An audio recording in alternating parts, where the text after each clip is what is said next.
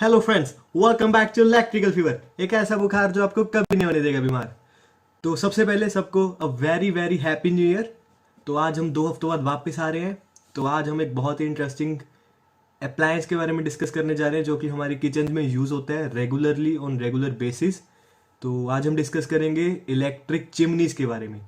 तो इसके अंदर हम देखेंगे कि सबसे पहले चिमनीज़ क्या होती हैं, कैसे इनकी कंस्ट्रक्शन होती है, कैसे काम करती हैं, इनकी रिक्वायरमेंट क्यों है हमें किचन्स में। और उसके बाद देखेंगे कि क्या इनकी टाइप्स है, डिफरेंट टाइप्स की चिमनीज़ अवेलेबल है मार्केट में। और उसके बाद देखेंगे कि चिमनीज़ में किस टाइप के फिल्टर्स प्रेजेंट होते हैं और क्या क्या उनकी प्राइसिंग होती है, कैसे उनका काम होता है। तो ये सब चीज़ें हम देखने वाले हैं आज के टॉपिक में। तो फिर जल्दी से शुरू करते हैं। तो चलिए शुरू करते हैं इलेक्ट्रिक चिमनीज के साथ। सबसे पहले देखते हैं कि चिमनीज होती क्या है। चिमनीज जैसा कि आपने देखा होगा मूवीज वगैरह में ज्यादातर घरों में लगी होती है जहां पे लोग आग जलाते हैं। ठीक है, उनके घरों में एक बड़ी सी हमारी चिमनी बनी होती है जो कि end of the top of the house, roof के टॉप के खुलती है और वो सारा धुआं आग का हमारा वहां पे निकल जाता है घर से बाहर। ठीक है, तो सिमिलर प्रोसेस हमारा जो घर में इलेक्ट्रिक चिमनीज लगी होती है, सिमिलर ही उनका ही प्रोसेस होता है हमारा किचन में से धुआं बाहर निकालना। ठीक है, तो इनकी पहले डेफिनेशन देख लेते हैं। Kitchen chimney is a contraption that vent smoke moisture and grease filled air. तो बेसिक पर्पस यही है चिमनी का, हमारा एक ऐसा डिवाइस जो कि हमारा स्मोक मॉइस्चर या फिर हवा में जो भी हमारे पार्टिकल्स वगैरह हैं जो कि हमारे ह्यूमन हेल्थ के लिए डेंजरस हैं उनको बाहर फेंकना। तो एक ऐसा डिवाइस जो ये काम करता है उसको हम इलेक्ट्रिक चिमनी कहते हैं। ठीक है, तो इसका बेसिक पर्पस क्या है कि एयर पोल्यूशन घर के अंदर जो कम है वो कम जो प्रेजेंट है उसको कम कर देता है और आपकी ब्रीदिंग प्रॉब्लम्स में जो आपको कोई ब्रीदिंग प्रॉब्लम है तो वो आपको एक्सीड नहीं होने देता, उसको आपको इंक्रीज नहीं होने देता और उसमें आपको ब्रीदिंग प्रॉब्लम ना होने में हेल्प करता है ये चीज। ठीक है, तो सबसे पहले देखते हैं कि चिमनी की रिक्वायरमेंट क्या है किचन में। ठीक है, तो कुकिंग जब हमारा घर पे खाना बनाते हैं हम, तो उसमें हमारा लॉट ऑफ सॉलिड और लिक्विड पार्टिकल्स निकलते हैं, छोटे छोटे पार्टिकल्स होते हैं हमारे वो। ठीक है, उनको हम पार्टिकुलेट मैटर कहते हैं। ठीक है, अब ये जो पार्टिकुलेट मैटर हमारा रिलीज होता है खाना बनाते टाइम, वो 1 to 10 माइक्रोमीटर इन डायमीटर होता है। छोटे से छोटे पार्टिकल होते हैं जो कि ब्रीदिंग प्रॉब्लम्स क्रिएट कर सकते हैं। फॉर एग्जाम्पल, अगर एक पर्सन एस्थमेटिक पर्सन है या उसको वो कोई एलर्जेटिक पर्सन है, तो कुकिंग करते टाइम जब ये पार्टिकल्स रिलीज होंगे तो उनको ब्रीदिंग में प्रॉब्लम आएगी। तो उस चीज को अवॉइड करने के लिए चिमनी हमारी लगाई जाती है किचन में, ताकि वो सारे पार्टिकल्स को सक करके बाहर फेंक दे।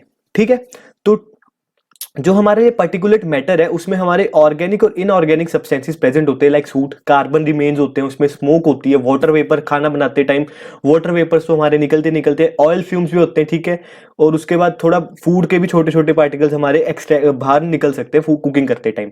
तो उन सारी चीजों को सक करके बाहर फेंकने का काम हमारा किचन चिमनी करती है। ठीक है, और ये जो पर्टिकुलेट मैटर है हमारा, ये हार्मफुल होता है हेल्थ के लिए और रेस्पिरेटरी डिसीजेस के लिए। जैसे मैंने बताया आपको, अस्थमेटिक पर्सन या एलर्जेटिक पर्सन के लिए काफी हार्मफुल चीजें हैं ये, उनको ब्रीदिंग प्रॉब्लम्स क्रिएट हो सकती हैं या किसी के अंदर लंग्स में जाके जमा हो सकती हैं ये चीजें और बाद में दिक्कत क्रिएट कर सकती हैं। तो इन चीजों को बचने के लिए चिमनीज के थ्रू हम ये सारा पार्टिकुलेट मैटर बाहर फेंक देते हैं आउट ऑफ द रूफ। ठीक है, अगर हम इनको बाहर नहीं निकालेंगे, ये पार्टिकल्स हमारे वॉल्स पे स्टिक कर देंगे, सीलिंग पे, आपकी कैबिनेट्स या और अदर अप्लायंसेस जो भी आपके किचन में प्रेजेंट है, और उनकी जो हमारी आउटर सरफेस है या उनका जो अपीयरेंस है, लुक है, वो खराब हो जाएगी, येलोइश उनके ऊपर थोड़ा कलर आने लग जाएगा और वो जल्दी आपकी एजिंग उनकी हो जाएगी। मतलब आपकी जो चीज 10 साल में पुरानी दिखनी चाहिए थी वो आपकी 5-6 साल में पुरानी दिखने लग जाएगी, अगर आप ये चिमनी का इस्तेमाल अपनी किचन में नहीं कर पा रहे हो। तो इन चीजों से, इन सारी प्रॉब्लम से बचने के लिए हम किचन में चिमनी का इस्तेमाल करते हैं। उसके बाद इसकी कंस्ट्रक्शन और वर्किंग। कंस्ट्रक्शन बहुत ही सिंपल सी इसकी कंस्ट्रक्शन है। सबसे पहले तो इसमें एक हुड प्रेजेंट होता है। ये जो आपका एक से ट्रेपीजियम शेप की जो ऊपर हमारी जो लगी होती है, जिसमें वेंट के थ्रू हमारी हवा पास होती है चिमनी में, उसको हुड कहते हैं। ठीक है, फर्स्ट ऑफ ऑल वो हमारा मेटल का सरफेस आ गया। ठीक है, उसके ऊपर बटन्स लगे होते हैं कंट्रोल करने के लिए, उसके अंदर हमारी वेंट्स बनी होती हैं, उसी हुड के अंदर हमारी वेंट्स बनी होती हैं। ठीक है, उन वेंट्स के बाद वेंट्स के ऊपर लगे होते हैं हमारे फिल्टर्स।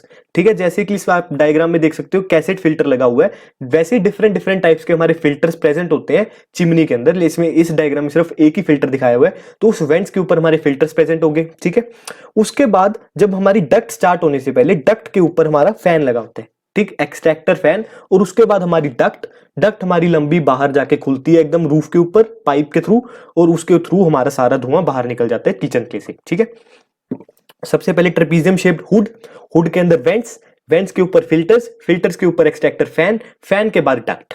ठीक है, तो ये हमारा हो गया पूरा चिमनी का कंस्ट्रक्शन। अब इसकी वर्किंग कैसे है? वर्किंग का सिंपल सा हमारा फंडा है कि जब हम कुकिंग करते हैं जो जो नियर बाय एनवायरनमेंट में हमारी हवा होती है वो गर्म हो जाती है। जो गर्म हवा होती है वो ऊपर उठनी स्टार्ट होती है। ठीक है, अब पहले ही हमें एक एडवांटेज है चिमनी यूज करते टाइम की जो वार्म एयर है, वार्म एयर अपने आप ही ऊपर उठ रही है। ठीक है, अब चिमनी को उसको थोड़ा स्पीडली सक करना है और बाहर फेंकना है। तो उस स्पीड को इंक्रीज करने के लिए हमारा एक्सट्रैक्टर फैन लगा हुआ है। ठीक है, ये फैन जब चलता है तो एक प्रेशर डिफरेंस क्रिएट करता है चिमनी के एनवायरनमेंट में और कुकिंग एनवायरनमेंट में। ठीक है, जैसा कि हमें पता है कि air moves from higher pressure to lower pressure. ठीक है, तो एक प्रेशर डिफरेंस क्रिएट करता है जिसके कारण सारी हवा तेजी से हमारी चिमनी के अंदर आनी शुरू हो जाती है। ठीक है, एक्सट्रैक्टर फैन का ये काम है कि एक प्रेशर डिफरेंस क्रिएट करके हमारा एक उसको एयर को सक करना है इसके अंदर। दूसरा, जैसे कि वार्म एयर हमारी ऊपर उठ रही है, ठीक है, नीचे हमारी अब कूल एयर उसको आके रिप्लेस करेगी। तो इस फॉर्मूला को कहते हैं हमारा ड्रॉट। तो जितना ज्यादा ड्रॉट का रेट होएगा उतनी ज्यादा हवा ऊपर उठेगी और उतनी इजीली चिमनी उस चीज को सक कर पाएगी। तो इसमें एक टेम्परेचर कंट्रोल का भी मेथड होता है कि वो ज्यादा से ज्यादा ऊपर हमारा वार्म टेम्परेचर क्रिएट करे, नीचे कूलर टेम्परेचर हवा सक होने के बाद क्रिएट होता रहेगा, तो ड्रॉट रेट उससे बढ़ जाएगा। ड्रॉट रेट इंक्रीज होते ही हमारी चिमनी की परफॉर्मेंस इंक्रीज हो जाती है। उस परफॉर्मेंस से इंक्रीज होते ही हमारा वो हवा ज्यादा स्पीडली हमारी आउटर सरफेस में मतलब हमारी डक्ट के थ्रू बाहर जानी स्टार्ट हो जाती है। ठीक है, और इसके उसके बाद जो हमारी फिल्टर्स है इनका काम क्या है? ये हमारी जो भी मॉइस्चर है, स्मोक है, जो भी पार्टिकुलेट मैटर है, इनको सारे को ये डिफरेंशिएट कर देते हैं एयर से और गर्म हवा को बाहर फेंक देते हैं। और इस फिल्टर्स के अंदर पार्टिकुलेट मैटर हमारा जमा हो जाता है और वो उसके ऊपर सारा चिपक जाता है। ठीक है, तो ये हमारी चिमनी की वर्किंग है। उसके बाद टाइप्स ऑफ चिमनी, तो दो टाइप्स की चिमनी हम देखने वाले हैं यहाँ पे। एक तो डक्टिंग चिमनी, ज्यादातर हमारे घरों में डक्टिंग चिमनी ही प्रेजेंट होती है, और दूसरी होती है हमारी डक्टलेस चिमनी जिसमें कोई डक्ट प्रेजेंट नहीं होती है, इसमें हवा आपकी रूफ के ऊपर से बाहर नहीं निकलेगी। ठीक है, तो सबसे पहले देखते हैं कि डक्टेड चिमनी क्या है। डक्टेड चिमनी में हुड, ये वाला आपका हुड जिसमें ऊपर वेंट्स लगी हुई हैं, फिल्टर्स, वेंट्स के ऊपर फिल्टर्स, ठीक है, होस पाइप्स जिसके थ्रू ये अब आपका वेंट बाहर हवा निकलेगी। ठीक है, पूरा डक्टिंग सिस्टम।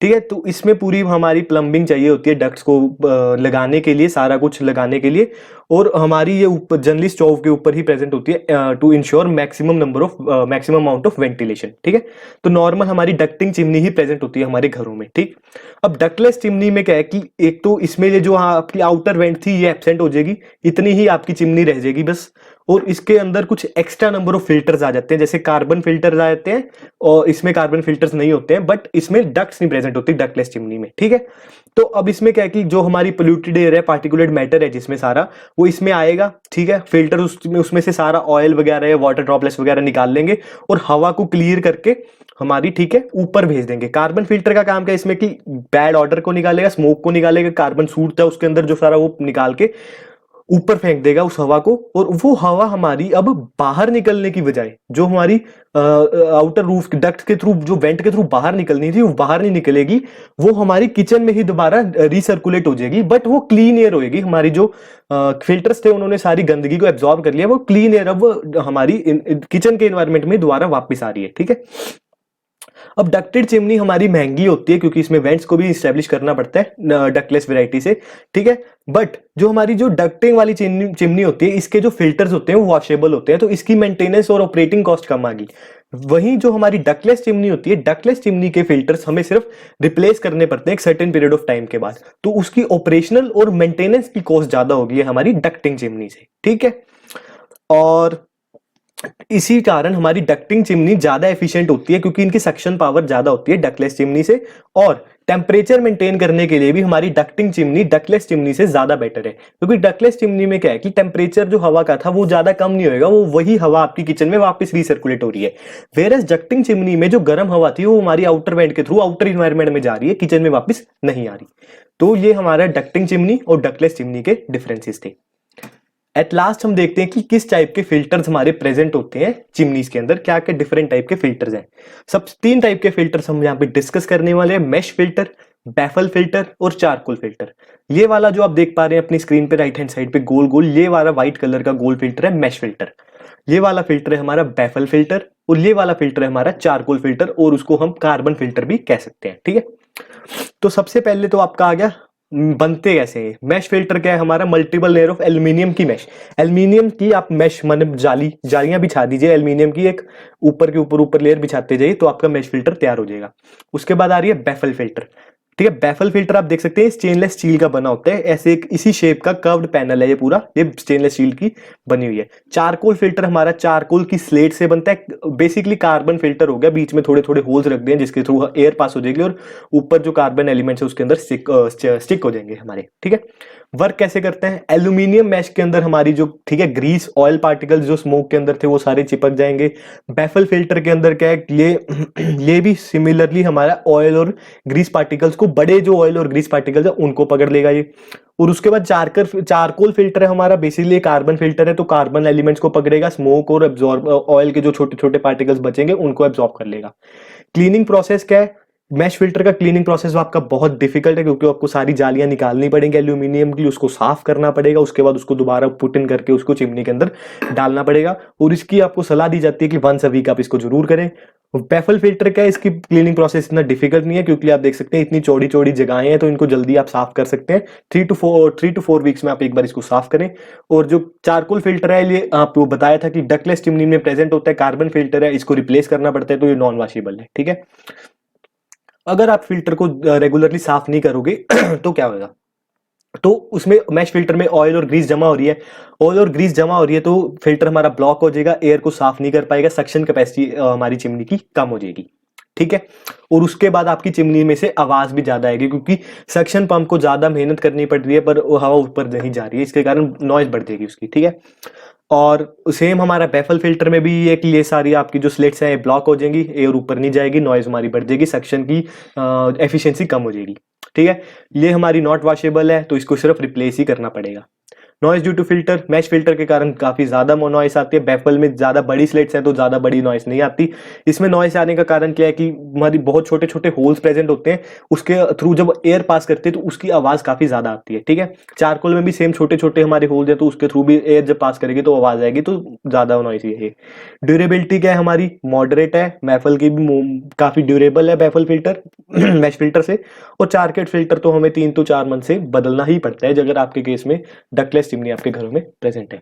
तो यहाँ पे हम अपना टॉपिक खत्म करते हैं। Thank you, stay tuned with me. मैं आपका होस्ट और दोस्त हर्षल जिंदल आपको मिलूंगा अगले सैटरडे की इंटरेस्टिंग वीडियो के साथ।